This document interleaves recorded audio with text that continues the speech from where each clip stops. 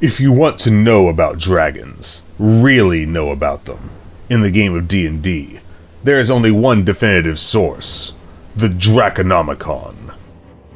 Welcome back to Dragon Week here on Green and Gold Gaming. Monster Week is an annual community event created and organized by Pointy Hat and Jenny D to bring together TTRPG creators on YouTube, and this year's theme is dragons.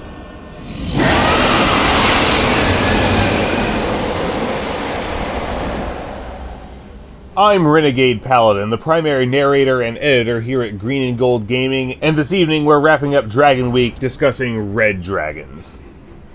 The red dragon is what one thinks of when thinking of a dragon lying on a bed of coins and occasionally going on a rampage. They are the classic covetous, vain, and proud fire-breathing dragons. Red dragons inhabit mountainous terrain when they can get it, but anywhere they can perch high and survey their territory will do. This preference brings them into conflict with silver dragons, who red dragons hate and resent, not least because silvers generally get the better of them in battle. They also frequently have territorial clashes with copper dragons, which unlike silvers they can generally overpower if they can force a direct engagement. Red dragons seek out deep caves to lair in, preferably volcanically active ones.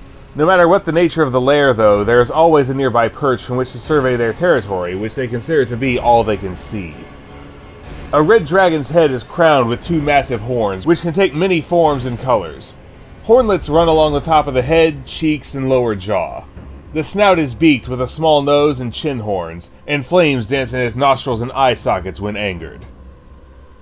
A red wormling's scales are a bright scarlet, which fades to a deeper red in the young stage.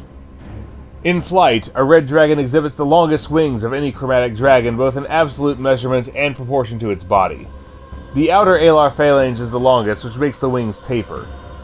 The wing membrane inserts well down the tail and has a blue or black tint along the trailing edge. The great horns of the dragon's head are clearly visible from the ground. Reds are the archetypal evil dragons, being the most fierce, vengeful, and greedy of the lot. They believe that they are the closest to the ideal of draconic nature and behavior, and that the rest of dragonkind has slipped from their pinnacle.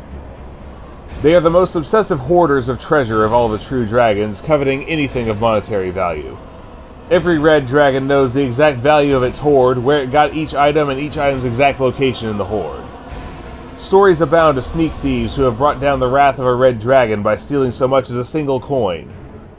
These stories are firmly rooted in fact. An adult red dragon can indeed notice a single missing coin, and their rage over theft is legendary. If the dragon cannot track down and kill the thief, which it will certainly try to do, it will go on a vengeful rampage, killing whatever it meets and destroying anywhere the thief might have taken refuge. Red dragons are naturally solitary and territorial. They constantly watch for trespassers on their land, and entering a red dragon's territory uninvited is begging to be attacked. Red dragons always seek news of the wider world, though, and often use lesser creatures as informants and spies. They are invariably patronizing to their servants and will kill and eat anyone who brings bad news. Red dragons especially keep tabs on their fellow red dragons, considering their status among their species a main concern. Their pride is easily wounded. Any unanswered defeat or insult causes a loss of status. This is one reason why they embark on destructive rampages. They can recover some lost status by demonstrating their power. Red dragons believe that you have what you hold, and no being deserves to keep what it cannot defend, a rule they apply to their own kind.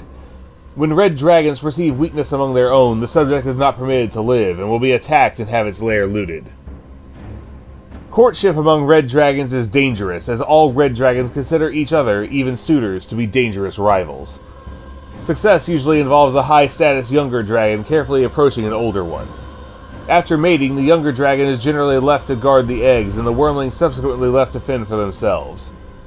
However, occasionally, two parents of equal age mate and tend their young together, as on the cover illustration of the Draconomicon.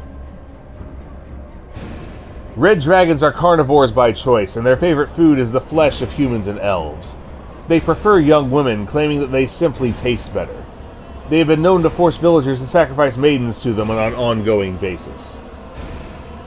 Red dragons are confident and competent fighters, and by nature never retreat or compromise once committed. In their downtime, they formulate attack plans, and when they see a foe, they simply put one of their plans into action. They are fast but not agile flyers, and fight from the ground when they can, remaining mobile so as to position their breath weapon for most effect, though they know well that their breath can destroy treasure and so use it sparingly when their targets have valuables. Despite their ferocity, red dragons know when discretion is the better part of valor.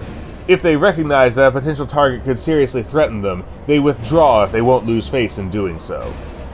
Conversely, if they face a clearly weaker target, the red dragon may attempt to bully or trick the creature into servitude or giving information. In this instance, the dragon gets what it wants, or the target dies. Red dragons do not kill every foe they meet. To advance their own status, they will frequently permit a few survivors to flee and tell of their victory. Thus concludes our feature on red dragons for Dragon Week, as well as our long-form content for the week. We would like to thank Ginny D and Pointy Hat for organizing the event, and all of you for watching.